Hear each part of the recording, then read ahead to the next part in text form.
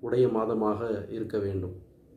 அதிலே நாம் அதிகமான வசனங்களை ஓத வேண்டும்.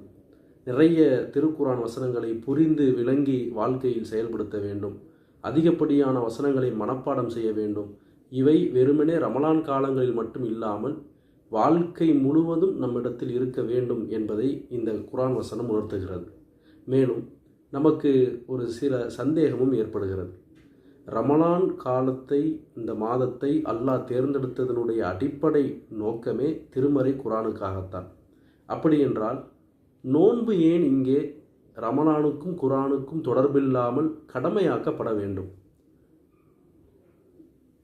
திருமறை குரானை ரமலான் காலத்தில் இந்த அத்தியாயத்தை கட்டாயம் முடிக்க வேண்டும் என்ற செய்திகளை நம்மால் பார்க்க முடியவில்லை.